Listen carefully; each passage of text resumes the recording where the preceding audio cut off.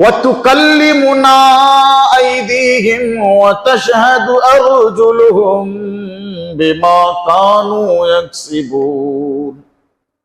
اللہ کہتا ہے ہم ان کے منہ پر مہر ماریں گے، پھر ان کے ہاتھ میرے سے بات کریں گے۔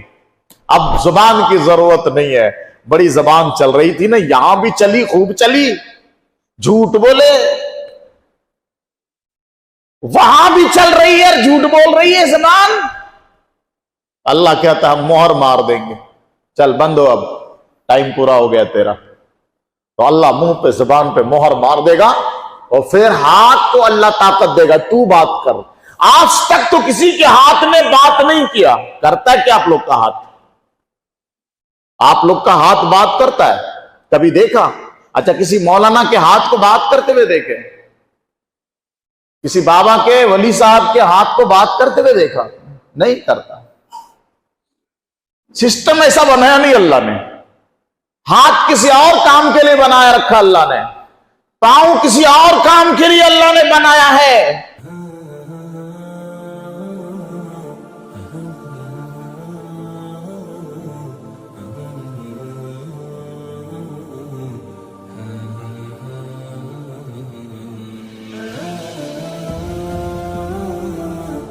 الحمد للہ نحمده ونستعینہ والصلاة والسلام على سید الانبیاء والمرسلین وعلى آلہ واصحابہ اجمعین۔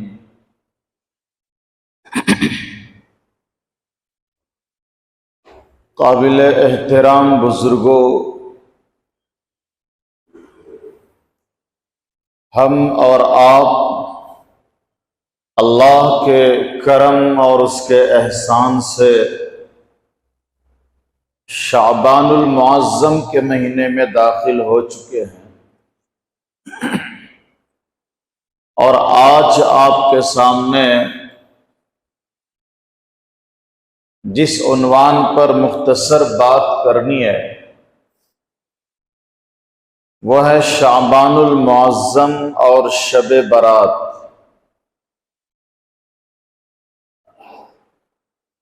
تقریر کا ایک حصہ تو شعبان المعظم ہے اور دوسرا حصہ شب برات ہے۔ عام طور پر مسلمانوں کو عام طور پر اس مہینے کا نام معلوم نہیں ہے، تو کچھ لوگ بول دیتے ہیں شب برات کا مہینہ، نام معلوم نہیں ہے۔ کچھ معلوم نہیں ہے پھر بھی بہت ہے، چلے گا۔ کچھ بھی پتہ نہیں ہے، کچھ معلوم نہیں ہے، پھر بھی بڑے بنے ہوئے۔ اتنے عظیم الشان مہینے کا نام بھی مسلمانوں کو معلوم نہیں، تو مجبوری ہے چونکہ اس مہینے میں شب برات ہوتی ہے تو لوگ بول دیتے ہیں شب برات کا مہینہ۔ تو اس مہینے کا نام ہے شعبان المعظم۔ نام پر جب ہم غور کریں گے تو پتہ چل جائے گا کہ مہینے کی خاصیت کیا ہے۔ کسی بھی مہینے کا پورا نام جب ہم سمجھ لیں گے نا تو مہینے کی خاصیت سمجھ میں آئے گی۔ شعبان المعظم، شعبان مہینے کا نام ہے، جیسے رمضان مہینے کا نام ہے لیکن ساتھ میں المبارک جڑ جاتا ہے، رمضان المبارک بولتے ہیں نا، رمضان المبارک، مبارک رمضان۔ پتہ چل گیا کہ برکت والا مہینہ ہے رمضان۔ جب ہم کہتے ہیں نا رمضان المبارک تو سمجھ میں آ جاتا ہے کہ برکت والا رمضان ہے یہ۔ اب رمضان سے پہلے والا یہ مہینہ جس کا نام شعبان ہے، اور اس کے ساتھ ایک لفظ جڑتا ہے المعظم، شعبان المعظم۔ تو معظم کے معنی ہے عظمت والا۔ یہ جو لفظ استعمال ہوا نا معظم، اس کے معنی کیا ہے؟ عظمت والا، تعظیم والا، عزت والا مہینہ۔ تو کچھ تو بات ہوگی نا اس مہینے میں کہ اس کا نام ہی ہے عزت والا، عظمت والا مہینہ۔ اگر اس مہینے کی کوئی خاصیت نہ ہوتی، اس مہینے کا کوئی احترام، اس کی کوئی عزت اور اس کی کوئی شان نہ ہوتی، تو اس کا نام عظمت والا مہینہ نہیں پڑتا۔ تو نام کیا ہے؟ شعبان بولو ایک بار، شعبان المعظم، عظمت والا مہینہ ہے یہ۔ تو نام سے پتہ چل گیا کہ اس مہینے کی بڑی عظمت ہے، نام سے پتہ چل گیا کہ اس مہینے کی بڑی شان ہے، نام سے پتہ چل گیا کہ اس مہینے کی بڑی عزت ہے۔ اور ایک بات بتاتا ہوں، پیغمبر صلی اللہ علیہ وسلم رمضان سے پہلے دعا پڑھا کرتے تھے، اللہم بارک لنا فی رجب و شعبان وبلغنا الی رمضان۔ یہ دعا ہے ہم سب کے آقا جناب رسول اللہ صلی اللہ علیہ وسلم کی، اللہم بارک لنا فی رجب و شعبان وبلغنا الی رمضان۔ ترجمہ سنیے، اللہ کے نبی فرماتے ہیں اللہم، اے اللہ، بارک لنا، ہمارے لیے برکت عطا فرما دیجئے، ہمارے لیے برکت نازل فرما دیجئے، ہمیں برکت دے دیجئے، فی رجب و شعبان۔ 2 مہینے کا اللہ کے نبی نام لے رہے ہیں۔ اس سے پہلے جو مہینہ گزرا نا شعبان سے پہلے، اس کا نام ہے رجب۔ تو حضور کہتے ہیں اللہ ہمارے لیے رجب اور شعبان میں تو برکت ڈال دے۔ دونوں مہینے میں اللہ کے نبی اللہ سے دعا مانگ رہے ہیں کہ ان دونوں مہینے میں تو برکت عطا فرما دے۔ تو حضور اس دونوں مہینے کو بابرکت بنانے کی دعا مانگ رہے ہیں اللہ سے۔ اچھا ایک بات بتاؤ، جب حضور خود اللہ سے کہہ رہے ہیں کہ اللہ تو رجب کو بھی برکت والا بنا دے اور شعبان کو بھی برکت والا بنا دے، یہ کون کہہ رہے ہیں؟ امام الانبیاء والمرسلین کہہ رہے ہیں اللہ سے، سارے نبیوں کے، سارے رسولوں کے امام کہہ رہے ہیں، محبوب رب العالمین کہہ رہے ہیں کہ پروردگار ہمارے لیے آپ رجب میں بھی برکت اتار دیجئے اور شعبان کے مہینے میں بھی برکت اتار دیجئے، یعنی دونوں مہینے کو برکت والا بنا دیجئے۔ یہ دعا کون مانگ رہے ہیں؟ ہم سب کے آقا جناب رسول اللہ صلی اللہ علیہ وسلم مانگ رہے ہیں۔ تو ایک بات بتاؤ، جب حضور اللہ سے کچھ مانگ رہے ہیں، خود حضور مانگ رہے ہیں، تو اللہ قبول نہیں کریں گے؟ انکار کریں گے؟ پیغمبر کی دعا کو اللہ منع فرمائیں گے؟ پیغمبر کی خواہش کو اللہ منع کریں گے؟ نہیں۔ تو پیغمبر کی خواہش ہوئی اور رب تعالیٰ سے مانگنے لگے، پروردگار رجب کے مہینے کو بھی برکت والا بنا دے اور شعبان کے مہینے کو بھی برکت والا بنا دے۔ تو ہم اور آپ یہ عقیدہ اور ایمان رکھتے ہیں کہ پیغمبر نے خدا سے جو مانگا، پیغمبر نے اللہ سے جو آرزو کی، پیغمبر نے اللہ سے جو خواہش کا اظہار کیا، اللہ نے اس کو قبول فرمایا۔ پیغمبر کی دعا ہوئی، رب نے قبول کر لی، رجب بھی برکت والا بن گیا اور شعبان کا مہینہ بھی برکت والا بن گیا۔ اس کے بعد حضور کہتے ہیں بلغنا الی رمضان، اے اللہ ہمیں اتنی مہلت دے، اتنی حیات دے کہ ہم رمضان کو پا سکیں، تو ہمیں رمضان تک پہنچا دیجئے۔ بلغنا الی رمضان، چونکہ پیغمبر صلی اللہ علیہ وسلم کو بھی پتا ہے کہ جتنے انسان دنیا میں آئے ہیں جانا سب کا طے ہے، وہ چاہے پیغمبر ہوں، صحابی ہوں، اللہ کے ولی ہوں، عام انسان ہو، جانا سب کو ہے نا۔ اچھا، جانے کی تاریخ کسی کو پتا نہیں ہے،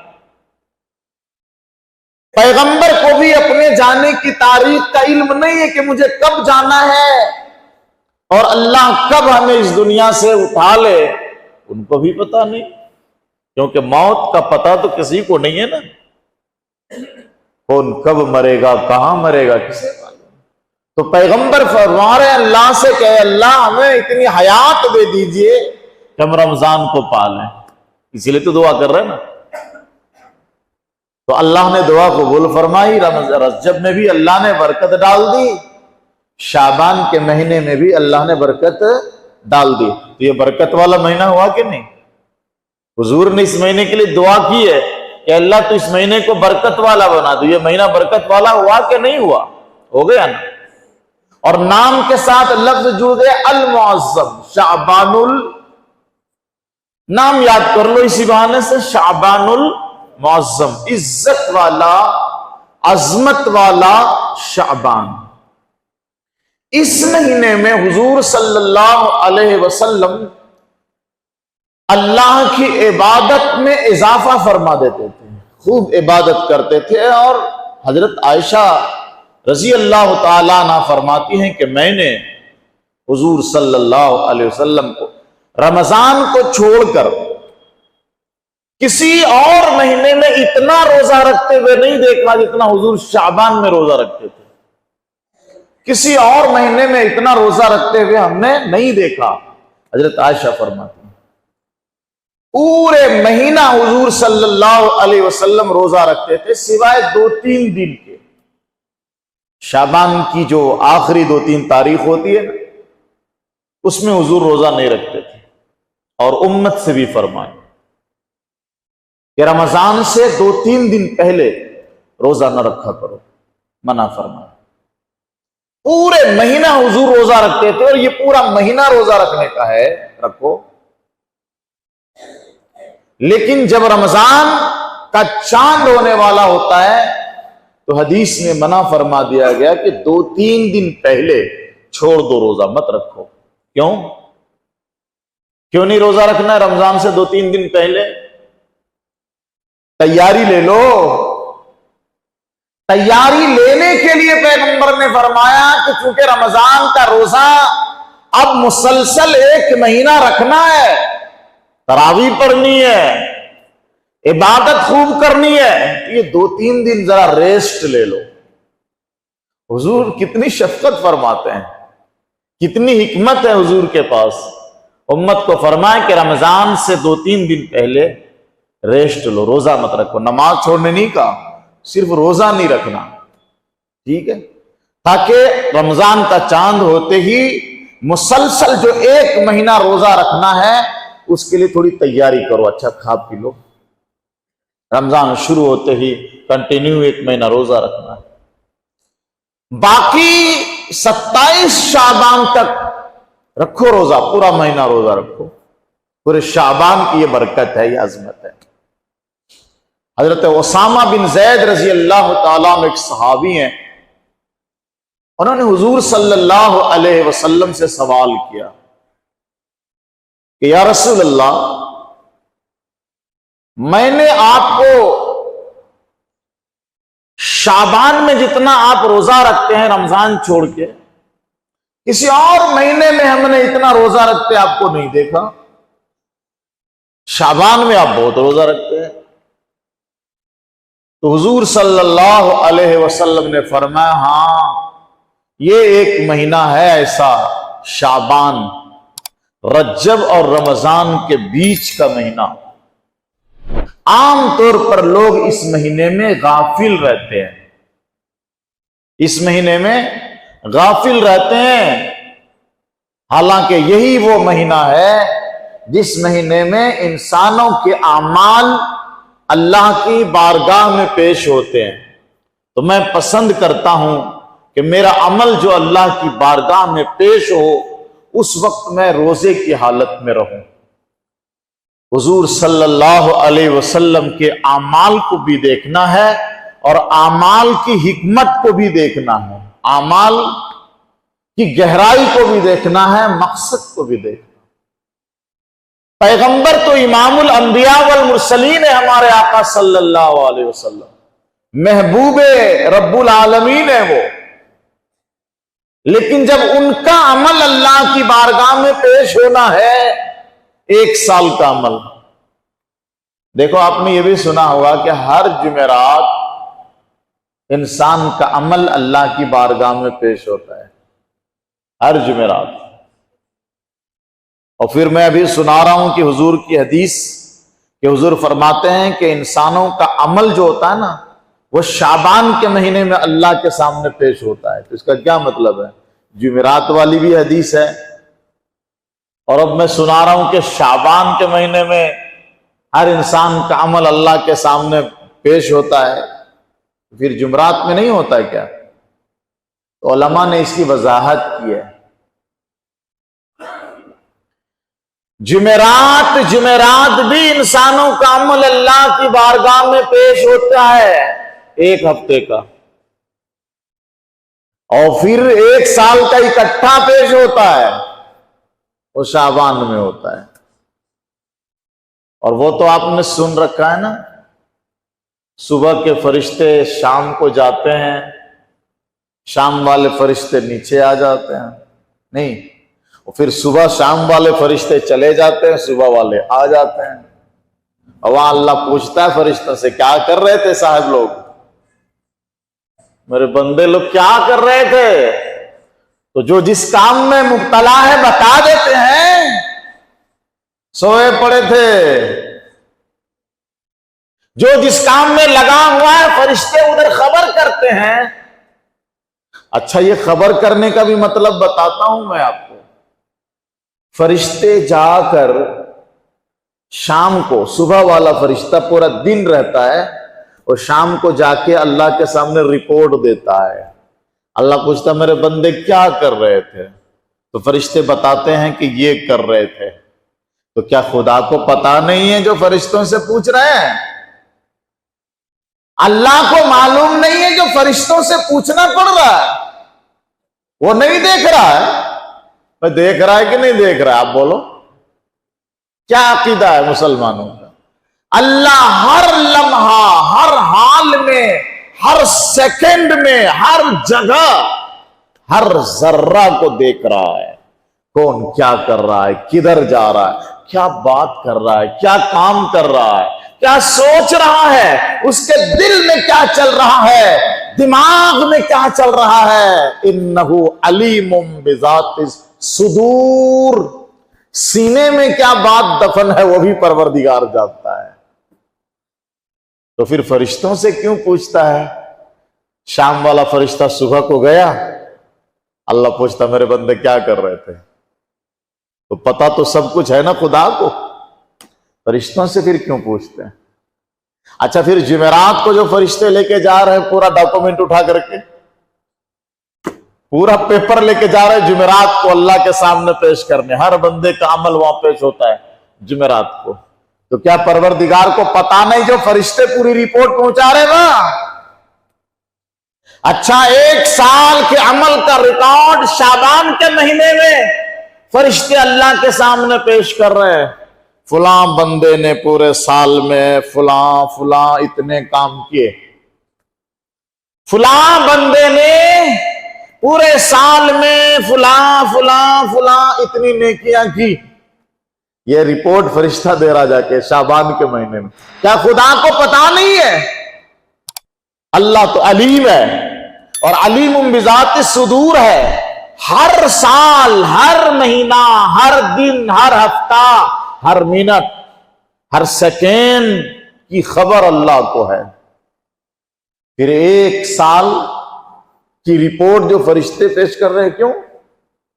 یہ ایک نظام ہے کائنات کا. اللہ نے ڈیوٹی لگا رکھی ہے فرشتوں کی، لکھو تم. پتا مجھے سب ہے، لیکن تم لکھو. تم بھی گوار ہوگے میدان حشر میں. اور یہ جو تم رپورٹ تیار کر رہے ہو، بندے کا رجسٹر، اعمال نامہ، دفتر، یہ بھی گوار ہے میرے بندے کے سامنے، تاکہ میں ان سے کہوں کہ لا ظلم اليوم. تم کو جو بتا رہے ہیں نا کہ تم نے یہ سب گناہ کر رکھے ہیں، یہ ہماری طرف سے کوئی ظلم اور زیادتی نہیں ہے. رپورٹ ساری لکھی ہوئی ہے. اور اس رپورٹ کو بھی بندہ جب جھٹلانے کی کوشش کرے گا کہ میں نے یہ کام نہیں کیے ہیں پروردگار، اللہ پوچھے گا اچھا تو فرشتوں نے غلط لکھا ہے، تم نے نہیں کیا؟ یہ ذرا سامنے آ کے بیٹھو، یہ جگہ خالی پڑی ہوئی بالکل خراب لگتا ہے، آپ لوگ اس کا لحاظ رکھا کرو ذرا. فرشتوں نے غلط لکھ لیا، تیرا دفتر جھوٹ بولتا ہے، یہ جو لکھا ہے رجسٹر میں غلط ہے. پروردگار ہم نے تو یہ نہیں کیا ہے. اچھا نہیں کیا، تب خدا نے قرآن میں ایک بات کہہ دی ہے، اليوم نختم علی افواہہم. بند ہو جائے گا منہ وہاں پر بندے کا جب کہے گا نا پروردگار ہم نے یہ غلطی کی نہیں ہے. تو سورہ یاسین میں اللہ کہتا اليوم نختم علی افواہہم، بند ہے منہ، مہر مار دے گا اللہ، منہ پر مہر مار دے گا، بند، تالا لگ گیا. اب وَتُكَلِّمُنَا أَيْدِيهِمْ وَتَشْهَدُ أَرْجُلُهُمْ بِمَا كَانُوا يَكْسِبُونَ. اللہ کہتا ہے ہم ان کے منہ پر مہر ماریں گے، پھر ان کے ہاتھ میرے سے بات کریں گے. اب زبان کی ضرورت نہیں ہے، بڑی زبان چل رہی تھی نا، یہاں بھی چلی، خوب چلی، جھوٹ بولے، وہاں بھی چل رہی ہے، جھوٹ بول رہی ہے زبان. اللہ کہتا ہے ہم مہر مار دیں گے، چل بند ہو، اب ٹائم پورا ہو گیا تیرا. تو اللہ منہ پہ، زبان پہ مہر مار دے گا، اور پھر ہاتھ کو اللہ طاقت دے گا، تو بات کر. آج تک تو کسی کے ہاتھ نے بات نہیں کیا. کرتا ہے کیا آپ لوگ کا ہاتھ؟ آپ لوگ کا ہاتھ بات کرتا ہے؟ کبھی دیکھا؟ اچھا کسی مولانا کے ہاتھ کو بات کرتے ہوئے دیکھے؟ کسی بابا کے، ولی صاحب کے ہاتھ کو بات کرتے ہوئے دیکھا؟ نہیں کرتا. سسٹم ایسا بنایا نہیں اللہ نے. ہاتھ کسی اور کام کے لیے بنایا رکھا اللہ نے، پاؤں کسی اور کام کے لیے اللہ نے بنایا ہے. پاؤں کا کام، ہاتھ کا کام بات کرنا نہیں ہے. بات کرنے کے لیے اللہ نے زبان بنائی ہے. وہاں زبان پر تالے لگا دے گا اللہ، وہ ہاتھ سے کہے گا آج تو دوسرا کام کر لے، چل اب تو بات کر. اس سے پتا چلا یہ جو زبان بولتی ہے نا، یہ زبان کی اپنی طاقت نہیں ہے، خدا بلواتا ہے تو بولتی ہے. اور خدا جس دن بولنے کی طاقت چھین لے گا، زبان بند ہو جائے گی. یہاں بھی، اس دنیا میں بھی اللہ کبھی کبھی کسی بندے پر اپنی قدرت دکھاتا ہے کہ زبان ہے لیکن بندہ بول نہیں پاتا ہے، آواز چھین لیتا. اللہ نہیں ہوتا. زبان ہے، منہ ہے، ہونٹ ہے، بات کر سکتا تھا لیکن نہیں کر پا رہا ہے. پروردگار عالم نے زبان کی صلاحیت چھین لی. یہ نمونہ دکھا دیا، دیکھو اس دنیا میں ہم نے چھین لیا نہ بولنے کی طاقت. وہاں بھی رب تعالیٰ شانو جیسے ہی بندہ جھوٹ بولے گا نا کہ ہم نے یہ نہیں کیا ہے پروردگار، تو اللہ مہر مار دے گا منہ پر. وَتُكَلِّمُنَا أَيْدِيهِمْ. اللہ کہتا ہے انسانوں کے ہاتھ میرے سے بات کریں گے. تو آج ہاتھ تو بات نہیں کر سکتا، لیکن جب اللہ اس کو بلوانا چاہے گا، اس کو حکم دے گا اور یہ ہاتھ بات کرنا شروع کر دے گا، پھر ہاتھ ساری رپورٹ بتا دے گا کہ میرے ذریعے سے انہوں نے فلاں فلاں فلاں فلاں فلاں کام کیا. سارا رپورٹ ہاتھ بتا دے گا. پھر ہاتھ سے کیوں بات کروا رہا ہے اللہ کو معلوم نہیں ہے کیا؟ معلوم ہے، لیکن بندے کے سامنے دلیل قائم کرنے کے لیے، تاکہ بندہ یہ سمجھے کہ تیرے خلاف جو کارروائی ہو رہی ہے یہ غلط نہیں ہو رہی ہے، تیرا ہاتھ خود بتا رہا ہے نا کہ تم نے کیا کیا کام کیا ہے۔ وَتَشْهَدُ أَرْجُلُهُمْ، پاؤں بھی اس دن گواہی دیں گے۔ پاؤں کے اندر آج گواہی دینے کی طاقت نہیں ہے، لیکن اللہ کہتا ہے اس دن ہم پاؤں سے گواہی دلوائیں گے۔ پاؤں بولے گا، پاؤں گواہی دے گا، کہاں گئے تھے، کہاں گئے تھے، کیا کام کیا تھا تم؟ پاؤں خود بولے گا، زبان بند پڑی ہے، زبان سے بات نہیں کر پائے گا انسان۔ اللہ کو طاقت ہے، وہ جس سے چاہے بات کرا لے۔ تو اللہ بندوں کے سامنے ریکارڈ بنانے کے لیے، تاکہ بندہ یہ سمجھے کہ ہم پر ظلم نہیں ہو رہا، ہم نے جو کیا ہے سب ریکارڈ ہے۔ تو جانتا تو خدا ہر بات کو ہے، لیکن پھر بھی بندے سے پوچھتا ہے میرے بندے کیا کر رہے ہیں؟ تو بندہ بتا دیتا ہے فرشتہ بندے کے بارے میں کہ سو رہے تھے، کھا رہے تھے، پی رہے تھے، نماز پڑھ رہے تھے، تلاوت کر رہے تھے، تسبیح پڑھ رہے تھے، دعائیں مانگ رہے تھے، تیرے دین کا کام کر رہے تھے، دنیا میں لگے ہوئے تھے۔ جو جس کام میں لگا ہوا ہے فرشتے بتا دیتے ہیں۔ تو شعبان کے مہینے میں 1 سال کی رپورٹ اکٹھی پیش کی جاتی ہے اللہ کے سامنے۔ تو حضور فرماتے ہیں کہ جب اللہ کے سامنے شعبان کے مہینے میں 1 سال کا عمل پیش کیا جاتا ہے، تو میں چاہتا ہوں کہ میرا دفتر، میرا رجسٹر، میرا اعمال ایسی حالت میں اللہ کے سامنے پیش ہو کہ اس وقت میں روزے سے رہوں۔ تو کیا ہو جائے گا، اس پہ غور کرنا ہے۔ اللہ کے رسول کہہ رہے ہیں کہ جس وقت، جس مہینے میں میرا عمل خدا کے سامنے پیش ہونا ہے، میں چاہتا ہوں کہ میں روزے کی حالت میں رہوں۔ ایسا حضور کیوں چاہ رہے ہیں؟ کوئی تو بات ہوگی نا۔ حضور اس لیے چاہ رہے ہیں کہ حضور کو پتا ہے کہ وہ پروردگار ہے، وہ پروردگار ہے، اللہ ہے، مالک ہے، جبار ہے، غفار ہے، ستار ہے، وہ سب کا مالک و مولا ہے، وہ جو چاہتا ہے کرتا ہے۔ تو ہیں تو حضور اللہ کے محبوب اور اللہ کے لاڈلے، لیکن اللہ کے محبوب، اللہ کے لاڈلے بننے کا یہ مطلب نہیں ہے کہ ہماری کوئی ذمہ داری نہیں ہے۔ اللہ نے جو ذمہ داری دی تھی حضور کو، جو احکام حضور کو دیے حضور نے پورا کیا، پھر بھی چاہتے ہیں وہ قبول تو ہو جائے اللہ کی بارگاہ میں، اور جب میں روزے سے رہوں گا تو اللہ قبول فرمائے گا۔ تو جب اتنے بڑے پیغمبر چاہتے ہیں کہ میرا عمل اللہ کے سامنے پیش ہونے والا، میں روزے سے رہوں گا، اللہ خوش ہوگا، اللہ کا رحم کرم نازل ہو جائے گا، تو امت کو بھی اللہ کے نبی یہی دعوت دے رہے ہیں کہ تمہارے اعمال بھی رمضان کے پہلے شعبان کے مہینے میں اللہ کے حضور پیش ہوتے ہیں، تم بھی ذرا روزے کا اہتمام کیا کرو۔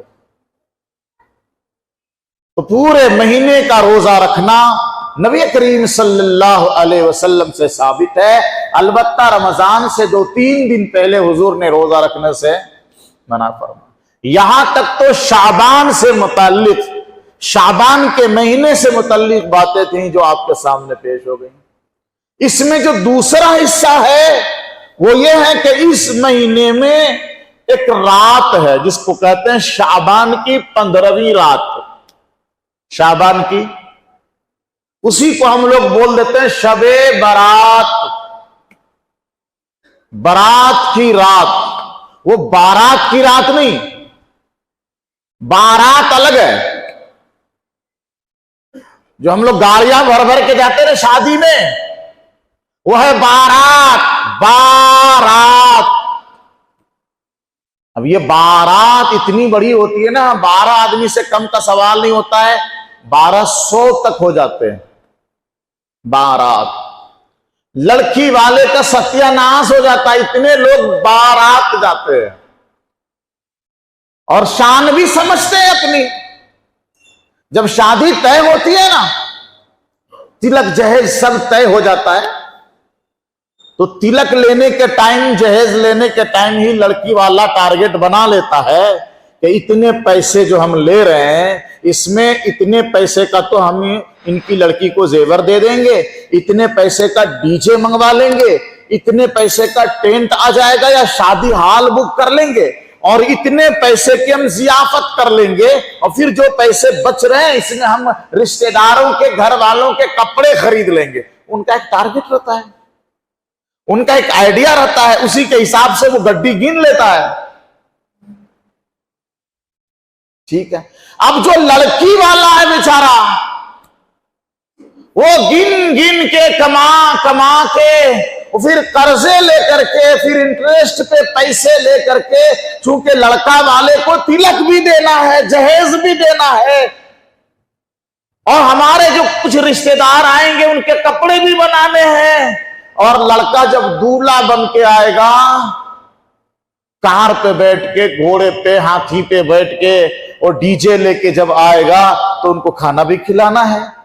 تو یہ بیچارہ جو بیٹی والا ہوتا ہے نا, وہ پہلے ہی بیٹے والے سے بول دیتا ہے, بھائی دیکھو میں 50 آدمی کا انتظام کر سکتا ہوں, بس اس سے زیادہ بارات لے کے نہیں آنا. تو وہ اور بڑھاتا ہے, لڑکا والا تعداد بڑھاتا ہے, نہیں 100 آتے ہم لوگ, 50 تو ہمارے گھر کے لوگ ہیں, اور پھر ہمارے سسرال والے آئیں گے, پھر ہمارے دوست لوگ کہاں جائیں گے, مطلب سب کو اسی دن اس کے گھر میں لا کے کھلانا ہے, سسرال والے کو, دوست لوگ کو اور رشتہ داروں کو.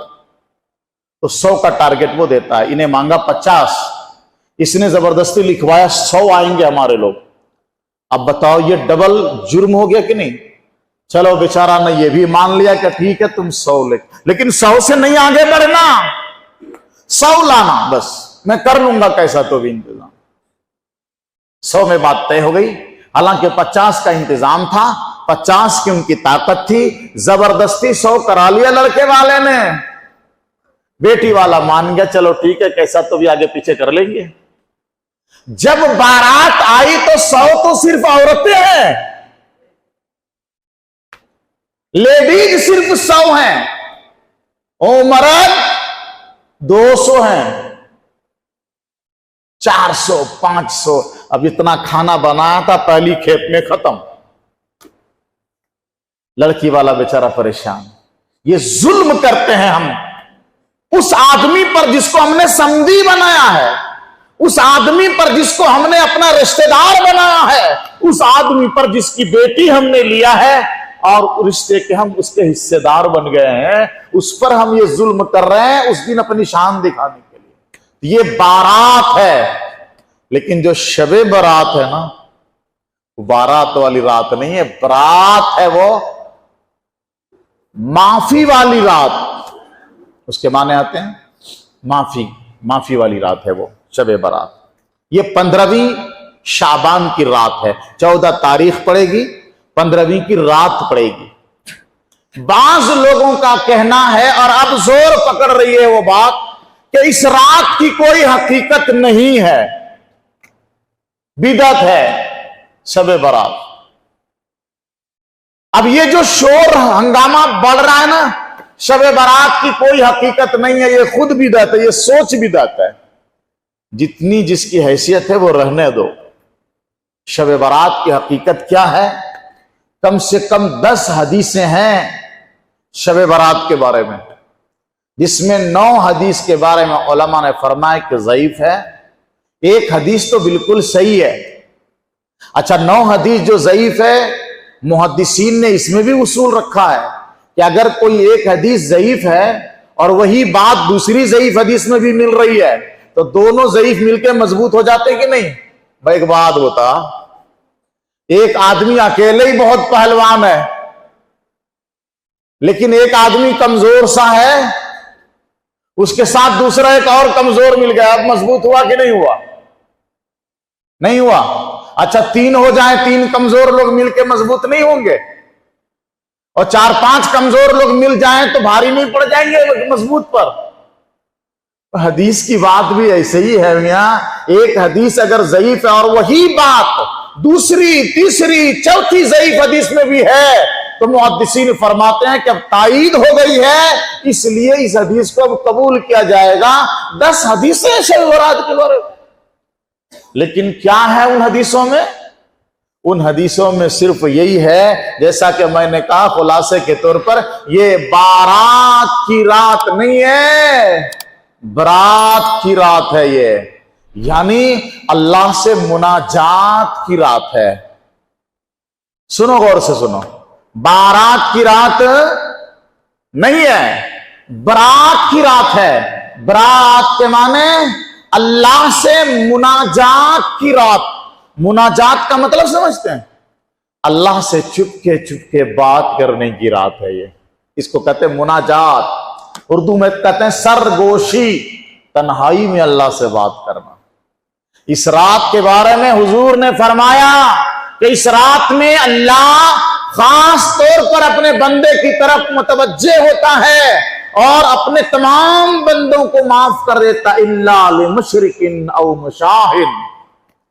مشرک ہے، چغل خور ہے، زانی ہے، شراب خور ہے، ان سب کی معافی نہیں ہوتی ہے، لیکن جو توبہ کرتے ان غلطیوں سے بھی اللہ اس رات ان کی معافی کر دیتا ہے۔ تو یہ مناجات کی رات ہے، اللہ سے لو لگانے کی، اللہ سے معافی مانگنے کی، اللہ سے چپ کے بات کر کے اپنی بات رکھنے کی رات ہے۔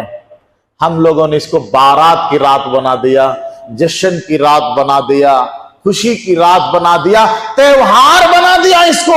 شب برات کی حدیث ہے، شب برات کا ثبوت ہے، لیکن تہوار نہیں ہے یہ کہ شب برات آنے والی ہے۔ اکثر شہر دیہات کی عورتیں شب برات کے موقع پر گھر میں پینٹ کروائیں گی، کچا گھر ہے تو لیپا پوتی کریں گی، پورے کپڑے دھوئیں گی، پورے سامان نکال کے پاک کریں گی۔ یہ تیاری کیوں ہو رہی ہے معلوم ہے؟ کیوں ہو رہی ہے تیاری؟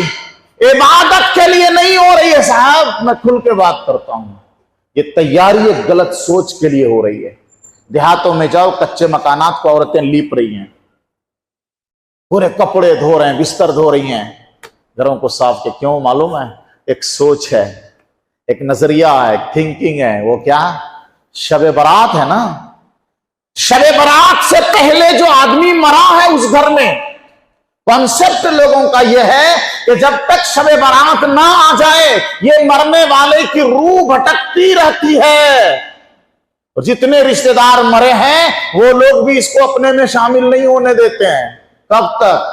شب برات جب تک نہ آ جائے۔ اور شب برات میں اس کے لیے اسپیشل فاتحہ ہوگی، فاتحہ ہونے کے بعد یہ آدمی جو شب برات سے پہلے گھر کا آدمی مرا ہے یہ اپنے پرانے مرے ہوئے لوگوں میں جا ملتا ہے، اور جب تک شب برات میں وہ فاتحہ نہیں کرائیں گے یہ روح بھٹکتی رہے گی۔ مسلمان سوچتے ہیں یہ۔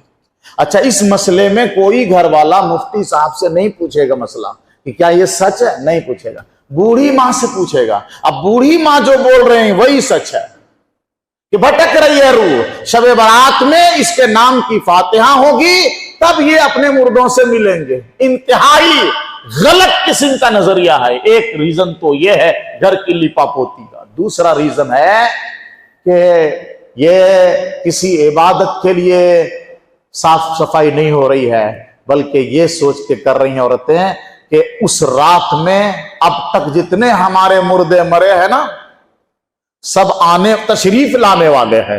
آنے والے تو نہیں بولیں گے، سب لوگ گھر میں تشریف لانے والے ہیں شب برات کے دن رات میں۔